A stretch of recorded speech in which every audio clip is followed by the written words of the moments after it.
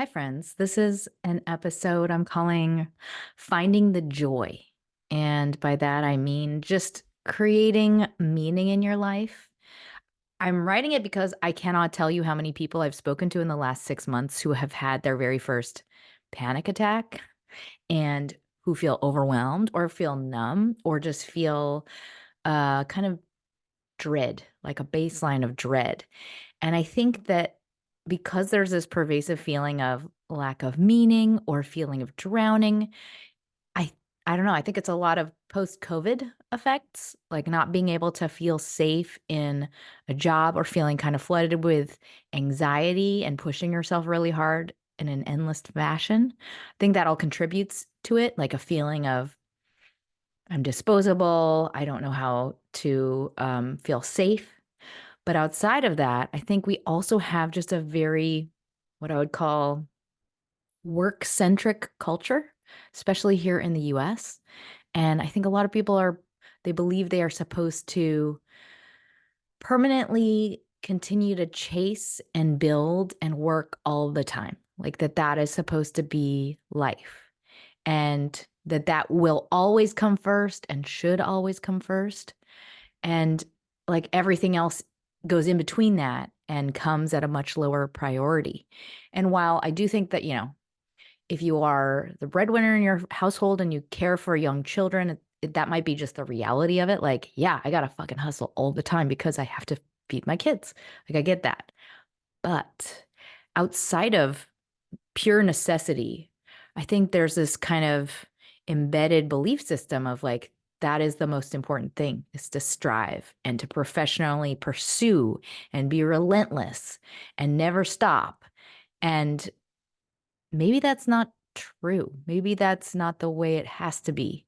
And I think a lot of us just don't even question that.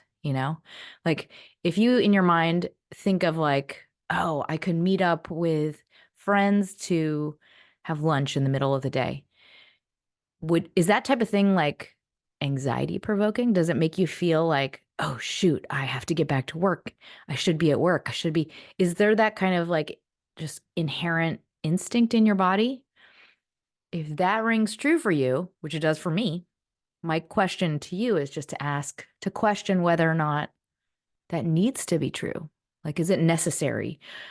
Maybe it isn't necessary. Maybe it's self imposed or perpetuated by culture, but also some part of us is taking it on and making it more true just in our unconscious leanings. So, what if this were a totally fluid concept that we can loosen in areas so our life could be 2 to 5 degrees more balanced, or our energy and our focus and our feeling in our body was 2 to 5% just more calm, safe, relaxed, not frantic, not expecting the worst, not feeling like I have to catch up, I have to perform, I have to show I'm trying really hard. All of that energy is what I'm questioning.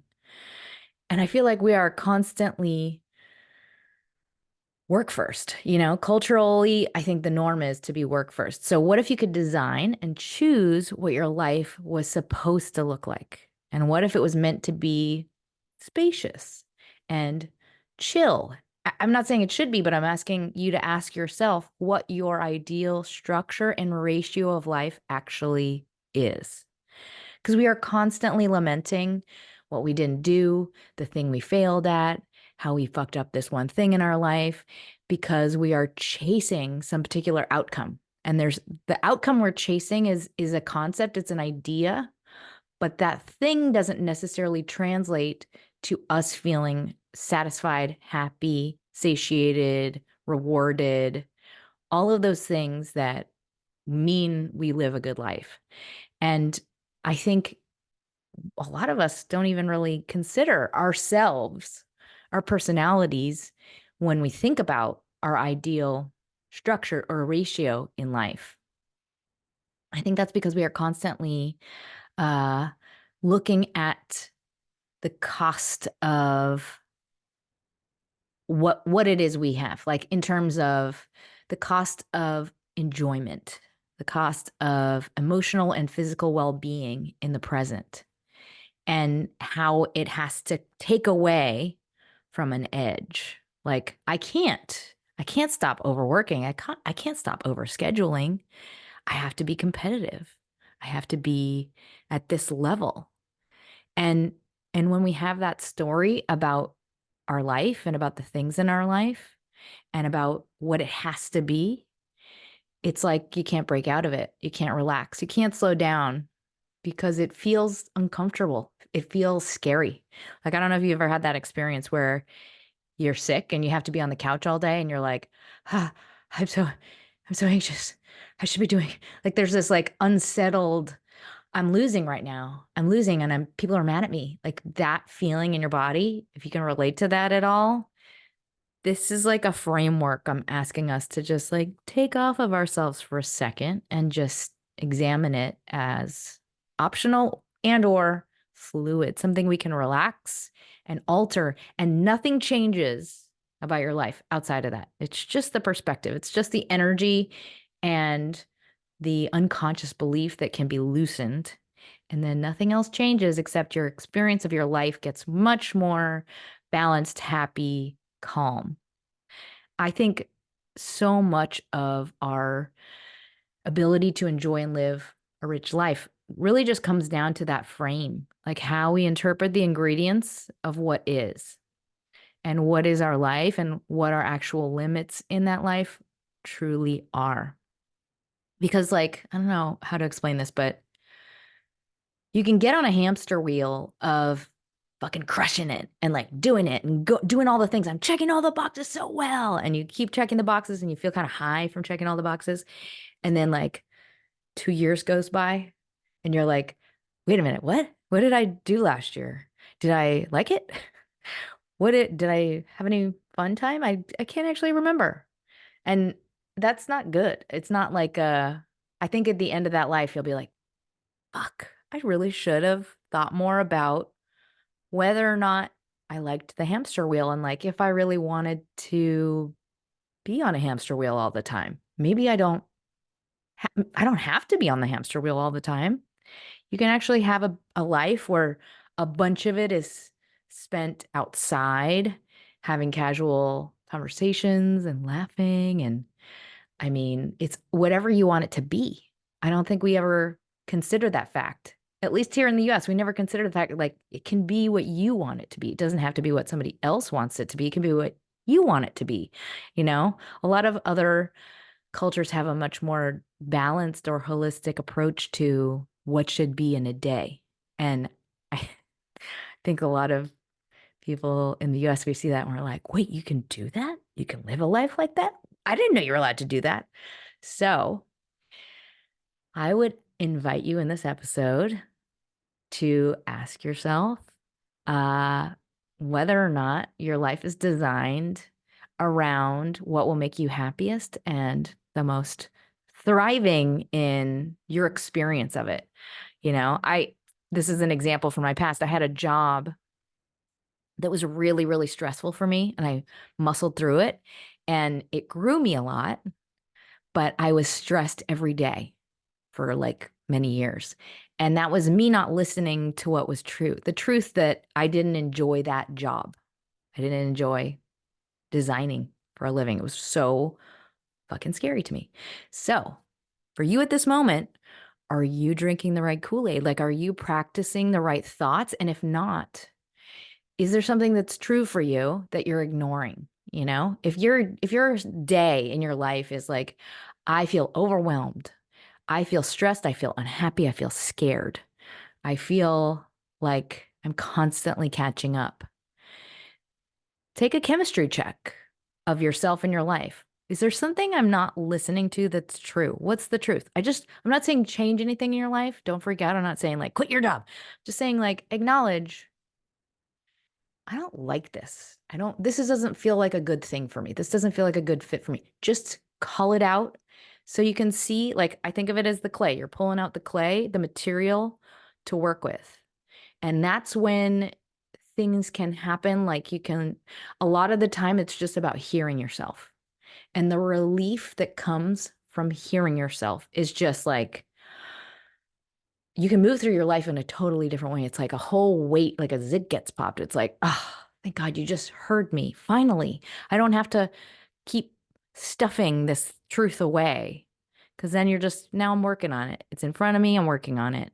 And I think whatever thoughts are repeating in your head, if there's feelings of panic, if there are feelings of overwhelm, of like dread,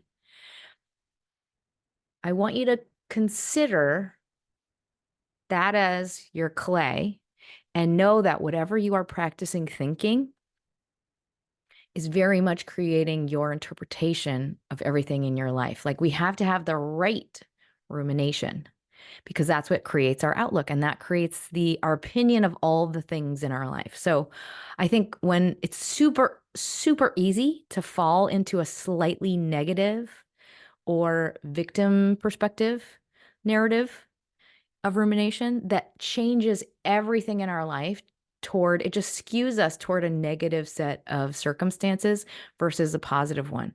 We start to feel like we take on this identity of like, well, I guess I'm going to have to handle everything now. Or it's just going to be the same. I'm going to be doing all the work. I'm just like throwing out an example. But let's say that's your rumination. Oh, there we go again. Me doing everything. That starts to be your unconscious identity that spoils all of these other experiences that are not necessarily that. Suddenly you're at like a picnic, having a big party, and you're like, I guess I'm the one that's got to clean everything up here. It's like that's all of a sudden you're coloring everything in with that thinking. So I'm inviting you to call out whatever the rumination is and know that that is in many situations totally fluid and optional. I was just recently talking to a person who was very depressed, and they asked me how people with nothing in their life, nothing meaning no stuff, no money, no accomplishments, how they make their life worth living. And my response to that was, it has nothing to do with the content of your life, because a lot of people have everything, all the stuff, all the money, all the accomplishments, and they will still want to die. And I think that what matters in terms of life being meaningful and happy is you have things in your life that you invest in that have value to you, that bring you happiness and satisfaction and have meaning for you. That is the key factor. And I will say this, yes, absolutely. There are things that will exacerbate your suffering, like if you have economic or cultural disadvantages, then if you have like biases that are working against you, you're going to suffer much more difficult and depressive circumstances like incarceration, debt, lack of mental health resources. You are vulnerable to all the harshest everything because of lack of resources, which creates more exposure to trauma. The list goes on and on. But outside of just the actual content of your life and the advantages or disadvantages that exacerbate certain factors, life being worth living comes down to what has meaning in your life and where you are placing your focus, your time, your heart, and what are you doing today, every day that means something to you? Like, what matters to you? Do you get to do that every day? And if you don't, like, you need to rearrange some stuff and make space for that. Even if it's 10 minutes, we need to have space for that. Because whatever that thing is, the more you can put time into it, the more you can invest in it, the more love and value feeds directly back into you. It's like your life force. It's like your bank for happiness and satisfaction. And that might feel totally obvious, like a total no duh, like, yeah, I mean, obviously that's the goal. But I think it's easy to forget that. I think it's easy to just get back on the hamster wheel and just start doing all the stuff and checking all the boxes because, like, it's a very kind of, you know, it's like a high. It feels like because we're shut off, because it's automatic, it feels kind of like, relief in many ways to just check boxes. It just because we were unconscious. And so you don't have to, there's no risk, there's no threat, there's no danger. It's just like I'm on a little hamster wheel. I don't have to think about or question my life in any shape or form. And it's kind of like scrolling. It's like machine mode, being in machine mode in your whole life. So I just want to pause and ask you to consider, are there things in your life and your days throughout the week where you spend time on things that have meaning for you? And I guess a backup question to that, what has meaning for you in your life? What is a true source of love and purpose? And follow-up question, do you have a thing or many things that you are doing on a regular basis that touch upon that or those things? Like, do those things get priority in your life? Do you make them important? Or are other things in your life eating their slice of the pie away? Like, if your whole day is a pie, is that getting eaten away by all the other shit? And I think this is a good exercise. It's a simple little exercise to apply to your day. Am I doing things that bring meaning to my life and my person? Is that a piece of pie out of the day? Let's say it's like an hour out of the day. Are you doing it for an hour out of the day? Why not? I mean, you are allowed to choose to do that and make that important. It's like, I think we have this constant perspective of like, but I can't, but everybody else wants me to do all this other stuff. It's your life. We are constantly being controlled, and our focus is our greatest resource, asset, commodity, because everybody wants it. And we are constantly having it stolen by things. And I mean, apps, work, everything, culture, media, everybody wants your focus. And so that this is really about starting to take it back and get conscious in how we design the meat and potatoes of our life. A big, big, big caveat before I go on, a side note more than anything. If you are a person who is doing all the right things, you're curating all the right meaningful activities, you're in good health, you're exercising every day, you're also sleeping, and you're still like extremely unhappy and unable to feel meaning in your life or hope, I would say the check engine light is on, and I would look into um, a possible hormone therapy or ketamine therapy. And I say that based on several different clients who have had major success, clients and also peers who have had very high success rates with both of those things. I think when we have really dysfunctional thought loops and everything we do is not even making a dent in the current of that depressive rumination, I think it's a really helpful thing to try to look into hormones and or treatment that blocks that. Because I mean, hormones create the world. It colors reality in like such a dramatic way. It's a different world when your hormones are a different thing. So I invite you to look into those two things. And with that caveat, this episode is all tools, and they are for refocusing the time in your life around things that are meaningful, and also creating some meaning if you're feeling numb or like you're on that hamster treadmill. And I want you to just picture yourself as like, we are all these beams of light. And the goal is for the layers and the clutter in your life to be removed from that beam. And sometimes we just need to unclog the filter, scrape it out and really allow that to shine. And in my opinion, a lot of the time is just like culling back what's taking focus and what's maybe not as important that you have suddenly taken on. So it's like, we're just trimming the stuff that got kind of attached to our focus that doesn't deserve it. Because like we don't have infinite time. We don't have multiple selves. You have one, and you really got to be precious about where you put that time and focus. And I think my goal for you is to give yourself the gift of a new and humane set of priorities, and one in which you are the focus and you are the hero.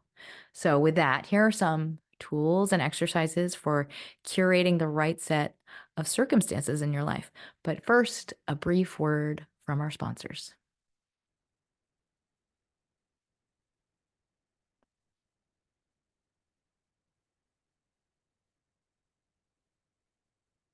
Okay, here we go. The tools. All right, the first one is called the I have to experiment. I think a lot of us get into a weird, I don't know, Tracy Flick. I don't know if you've seen Election, some sort of like energy from like our sixth grade selves, the tryhards, where we feel like we have to do it with work related things mostly, or with social things also. But we have this like unconscious belief that we have to do the thing. Otherwise, people are going to be disappointed or it's going to be all ruined. It's like a perfectionist kind of belief. But that costs us a whole lot of time that actually would be better spent on us making the space for our own creativity or spirit to feel at home and invent newness in our life. And or be bored, just be bored. But it needs to be for us. Like I'm inviting you to not have all of your time scheduled and not have it all booked into stuff. Because that is like the life that is automated and it's not dictated by us and our truest wants. So if you are a person who takes on things, a lot of things, stuff that you're like, I'll do it, or you're assigned lots of things, and the exercise is really just to question throughout your day, throughout all the things you're supposed to do I have to though? Is it really necessary? Or can this be skipped? Are people going to be mad? Do I have to be there? Or can this be, no, can this be just time for me? And you will find, if I want you to go overboard with this at the beginning, you will find that like your energy might say like, but I can't, but I can't, but I can't. But then in reality, when you look at the outcome, nothing bad happened. Nothing was sacrificed. Nobody's mad. Nothing fell apart.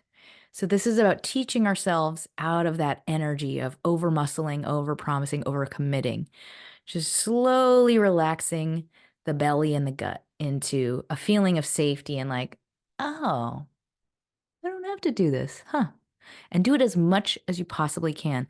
Like, really, what we're trying to do here is get back the resource of spaciousness, of room, of relaxation, of moving through life like you're a little bird on the beach, just wandering around, pecking at things, flirting your wings now and again, maybe going for a little swim, like that kind of life, that kind of speed of life. That's my first tool. Second tool, designing the literal world. This is a journal exercise. Um, I want you to think of yourself as you are co-creating yourself and you are co-creating the world you experience by what you do and what you make in your life. So what you create is what makes up the confetti cake that is your life. And I just want you to take stock of that. Like the journal exercise is just to list out what things you are creating in a physical sense with your time and energy. And really just reframe that as whatever I am creating in a physical sense with my time and energy is actually quite literally you. This is like your internal self manifesting in physical form in the world. And I want you to just be able to, first of all, own that, celebrate it, and then also see if there are things that are not realized yet that you would like to realize. So, what is the beauty you dream of manifesting in this world? Like, what's the beauty you dream of manifesting in this world? And I just want you to ruminate on that. Like, I think this is a way we actually inform and demonstrate to ourselves where our heart is. Like, this is who I am. I show you the person I am. I perform this inner truth outwardly for you. For this is my dance for the world. And so this is like, it's kind of a fun exercise, but it'll also be, I think, informative because it'll show you what you are doing already effectively. And it'll also show you like where your heart is. And if nothing is coming up for you, like if you're starting to write and you're like, I don't have any, then we're going to add some. This is really just an invitation to see where that trend is going and to try and make it stronger, make it louder, perpetuate more of it. We all have to start somewhere. So let's just list them out. I am creating a healthy, supportive, consistent home for my kids. That is something that is me. That is who I am. That is my material. I am creating a show that is full of heart and hilarity. That is me. That is who I am. So these are just mine, but I want you to write your own. I am creating mental health content from my heart and my soul for hundreds of thousands of strangers in the world. And that creates healing in me that brings purpose and joy. I am creating, and now you go. All right, that's the next tool.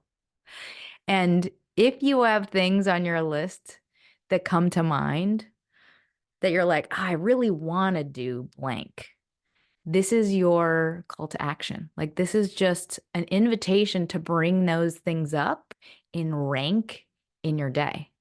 And we're going to add importance and effort to making those more present in your life and in your year.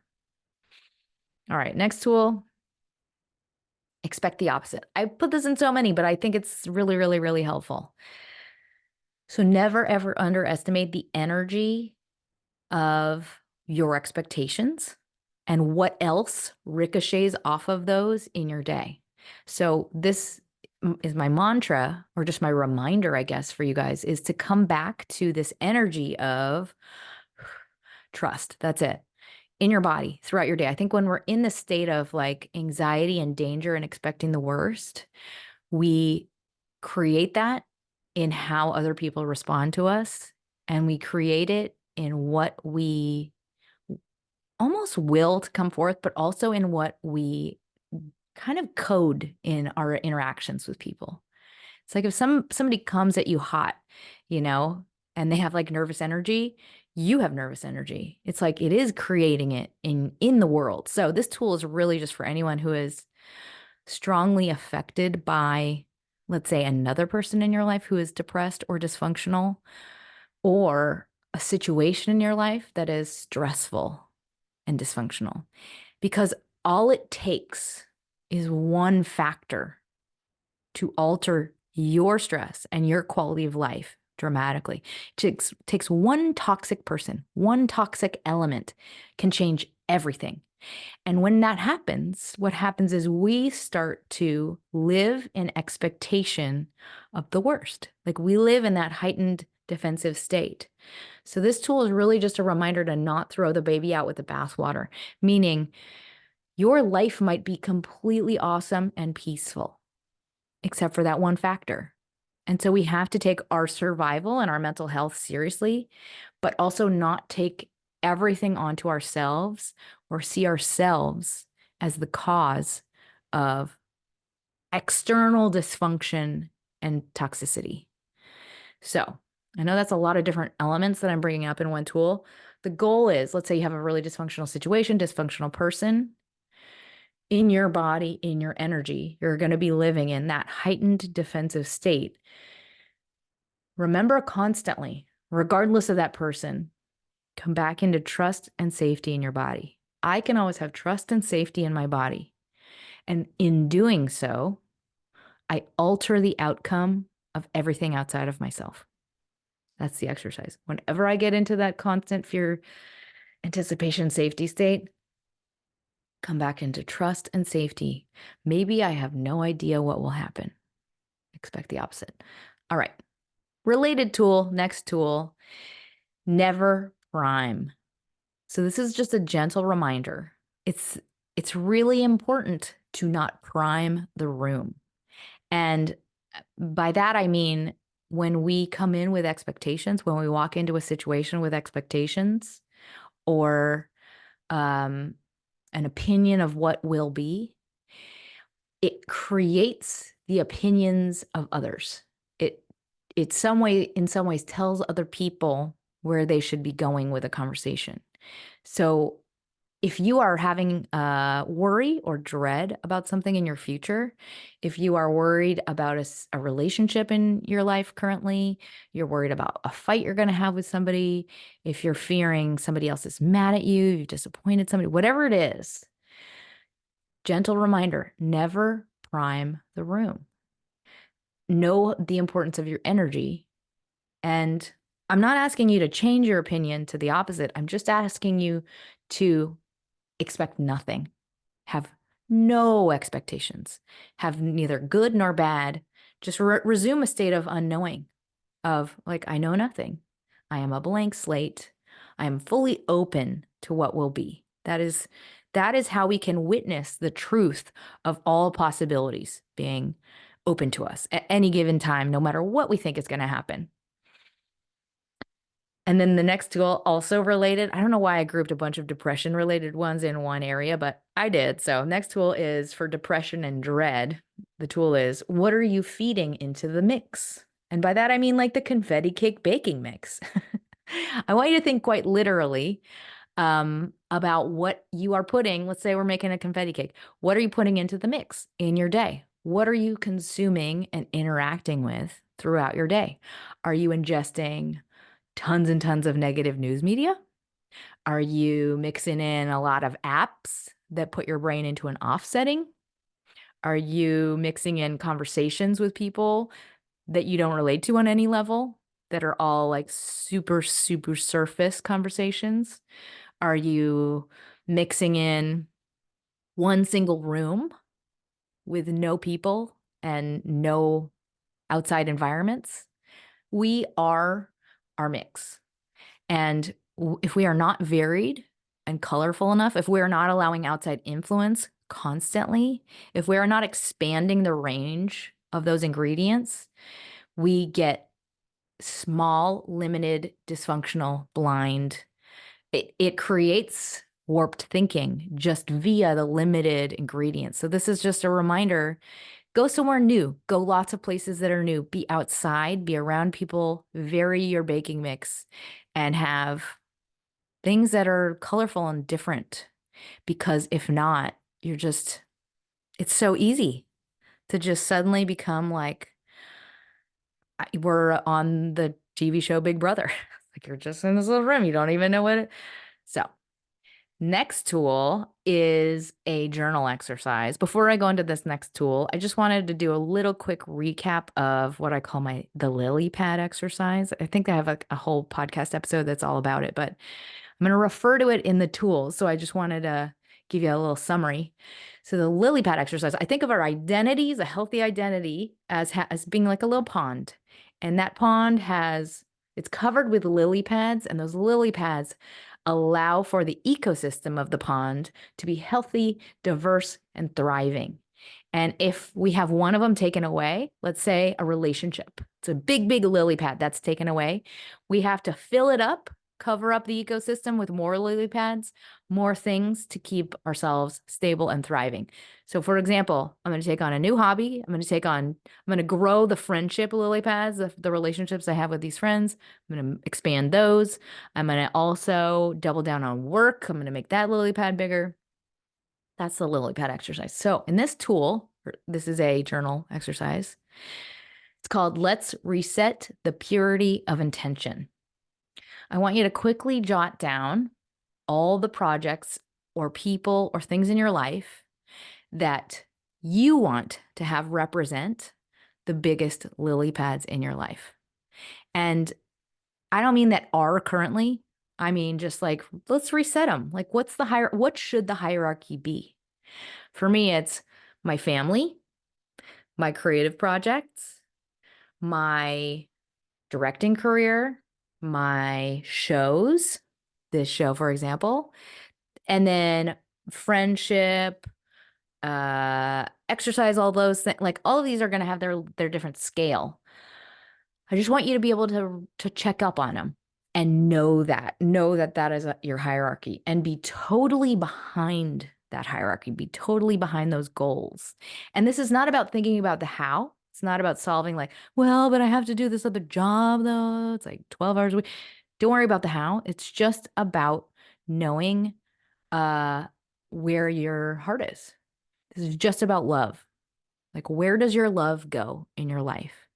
And once you know that, you'll find that your energy, it's like the more we tell ourselves that, the more we are reiterating that to ourselves, the more you'll start to notice your energy flowing to the right places. Like we start to let the rest go as long as we know what's more important. Like it's a very different energy than kind of happily resting in the unconscious state of checking all the boxes. And that to be clear, the checking of the boxes is so addictive. It is like its own drug, which brings me to the next tool, the battle with the brain current. Um, so I literally think of it as like battling this seduction of routine and the default mode network in your brain. Like the path of least resistance is what your brain craves. And so, especially if you are doing a lot of shit, you have a lot of jobs, you have a lot of things you have to do, like your brain just wants to fucking shut off. Like at the end of a day, you're like, I don't even care. I'll just, yeah, let me order I don't, yeah. So if you are in that state, we have to quite literally battle, like pull our brain and our focus to get out of the numb matrix of what will control us. And so you can feel your own eyeballs like being drawn into that unconscious state. So I just want you to start to reckon. I'm putting a little post-it note on your life in your brain. I just want you to start to recognize it as that pull is happening and remind yourself physically, I have to fight against this current with all the energy I can muster because it's a current. Because in the moment, like for example, it is so hard to sit yourself down to do creative writing. If that is all coming from you, it is such pure energy that it takes so much out of you that you have to like push yourself into the state to do the thing. It doesn't mean you don't want to do the thing. It just means that it's very intense energy draw to do the thing. So in the moment, your brain just wants to go like, I want to go night night and just like get in the app and do the thing, like shopping on a whatever, scrolling. In that moment, I want you to notice, I have to battle this current and force myself to do the thing I actually really, really want to do. And that's how it is. That's normal. That's how it should feel. That because the thing that you want to do requires strength and focus. And it's because that thing is novel and it's creative. It requires energy and strength and focus. But your body doesn't naturally flow toward it. It just feels hard. It feels like there's resistance around it because it's fucking hard. So just in that moment, I'm battling my own offsetting. No, turn it back on. That's what it feels like for me anyway. All right, next tool. I'm going ironically to TikTok for this tool. I'll turn off TikTok. Also, this is a TikTok tool. This is a trend on TikTok. Do less stuff. I know that that is a crazy thing to say, but do less stuff. I think there's like, I don't know, maybe our generation is like, I'm gonna fucking do everything generation, but like a lot of other generations didn't do as much stuff. Like, I think we are so scattered because of all the stuff we try and do. And it's like your life amounts to, a broken mirror of an experience. It's like we're half emotionally enjoying, all of these half successful attempts at all of these thousands of things versus a feeling of substantial and savored emphasis on the four things, I feel like there are all these documentaries about artists or about um, innovators or people who have accomplished great things. And the one thing I that stands out to me about a lot of them is they had the single vision of the thing they wanted to do. And a lot of the time, like life, went through a series of ups and downs around that vision where you had no friends or you were not popular or your financial picture was suffering or, culture decided that thing wasn't right anymore. And it's like all of that stuff happened around the person's singular vision. And I'm not saying like be that way and suffer for it. I'm just saying we can pare back a lot of what we decide to take on and maybe that's a better life experience than doing all the things everyone wants you to do. All right, next tool, dose some thank yous. If you are in a state of dread, hopelessness, negative rumination, all of that stuff, I think an instant kind of like happiness dose, maybe I should have chosen a different word. Happiness, tic tac. Trying to think of things that aren't drug related. Anyway, happiness little booster is to sprinkle in lots and lots of extra thank yous. Just give it a go throughout the day. You'll find that, or I find that it's like immediately like a, huh. It almost tells your body and your brain like, oh, I'm in a happier mood than I thought I was. I'm a nice person. Just like it's kind of like a little subtle trend shifter. All right, next tool, addicted to workahol. To quote Homer Simpson, we have to take note of how our lives are being fully saturated with work. And not just in like the literal hours that we are working, but also in identity and the amount of our self-definition that is invested in that, how much we are putting into work. And I know that the system is the system. And one thing that I think we can do in the face of it is start to just I don't know, rewrite what we choose in this generation to be the new norm of work versus life balance. And one major move we can make is just in that simple caring about work in our extracurricular hours. And I mean, just like outside of work hours, like what can you do? I just am inviting you to make a concerted effort in the next few days. Just check in the moments you are starting to overinvest or overexert yourself outside of what you actually literally have to do. Try and pull back. Try and step out of the identity and not think in terms of like, this is my work self. Like, take it off and see who that other self is outside of it.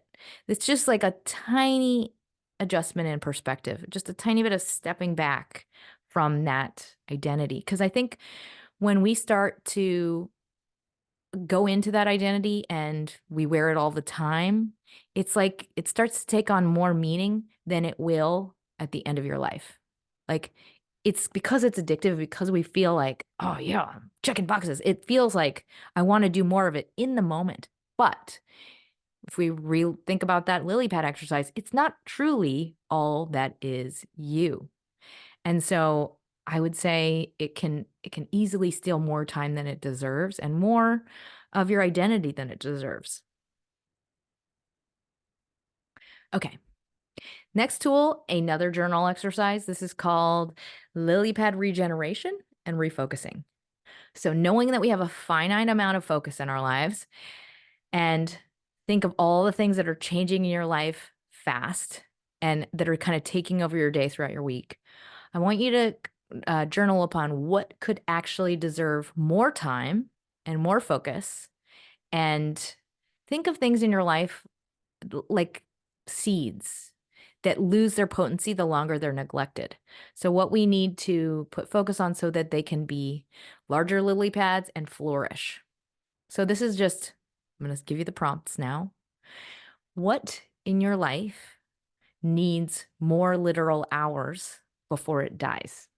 Like if we think about this as a seed, what in my current life needs more time, energy on a day-to-day basis? Second prompt, what am I doing so right in the way I have designed my life? And this is just to like hold on to, I think it's really helpful and healthy to do this type of journaling because we don't even notice that our efforts are very effective.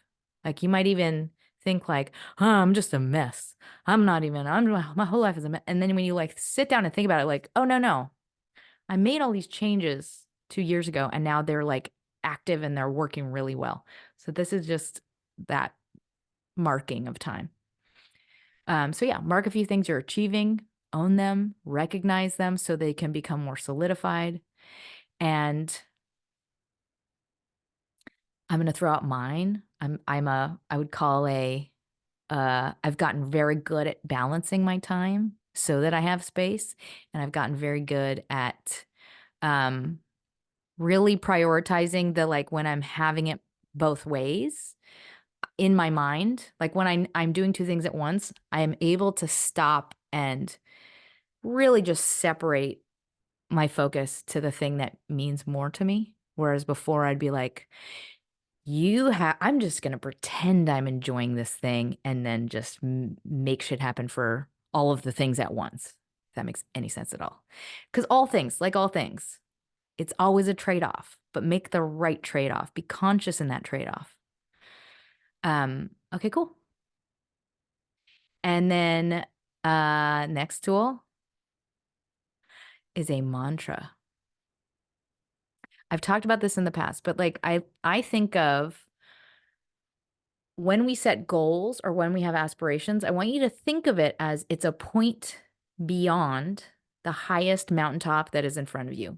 You can't even see it yet, but energetically, where we're headed is something that's even higher. It's past that I can't possibly imagine yet from where I am today. It's so great. It's I can't even make the goal yet. And I just want you to imagine the energy of that goal. Maybe it's just a visualization more than anything. Imagine the point beyond the mountain that's ahead of us as a feeling of total enoughness, of that space in our life. Like when I get there, the feeling in my body will be total enoughness. My life will feel completely enough. And what does that feel like in your body? Can you remember that feeling? I think we've all had that in our life at some point, probably in childhood, of safety, of like that safety. Like think about like summer vacation vibes being a kid. Like I have the safety to play till the sun goes down. That's the only thing I have to worry about is that it will be too dark to play. That's the kind of energy I want us to all have in our life experience. The safety to choose what you want in your day. The safety to do whatever you want on a weekend day. Safety to say no to things that don't serve you. And what would that look like? I mean, that'll come out of the feeling if you think about it. It's like knowing that feeling of like, I have enough. I have enough of everything.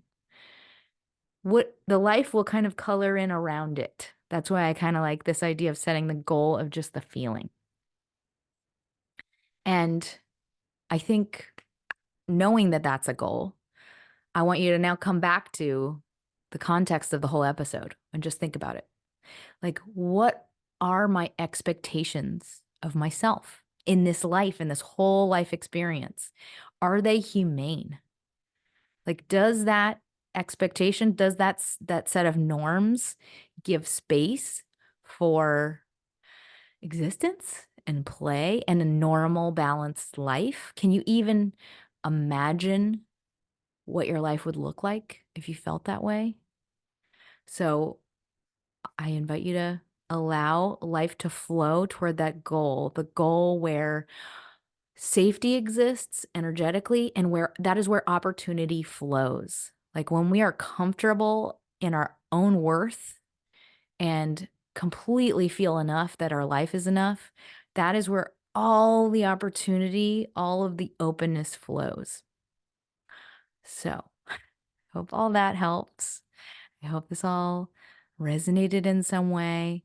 And I know, so many of us are just overwhelmed. And I think a lot of that is just lack of balance, lack of meaning, a feeling of lack of safety, like we can't stop.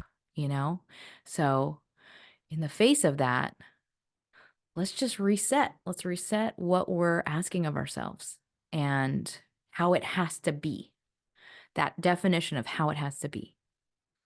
So, in closing, I wanted to thank all of my sponsors. Thank you so much for supporting the show.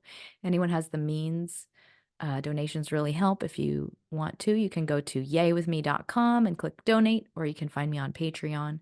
And if you don't have the means, I totally understand. You can share this with someone you think it could help, and that helps me as well. So, in closing, your bar for your life and your focus in your life is everything, just as your character is everything. So focus on that. Just focus on the simplest, just that. How can I affect my character, my focus, and let the rest go. Let what others might be thinking, what others' expectations are, what you are not doing right, or all the things you miss. Like let all of that go, and just really, if you are effective in just that area of strong character, strength of character, and being able to be deliberate and conscious in your focus, it affects everything else. It's like that's all that really matters. And my goal for you is to experience and cultivate that feeling of joy, comfort, enoughness in your life where you are living your life fully, and that the actual experience of it out of a year will be rich and colorful and satisfying and full of confetti. So I send you my love and smile.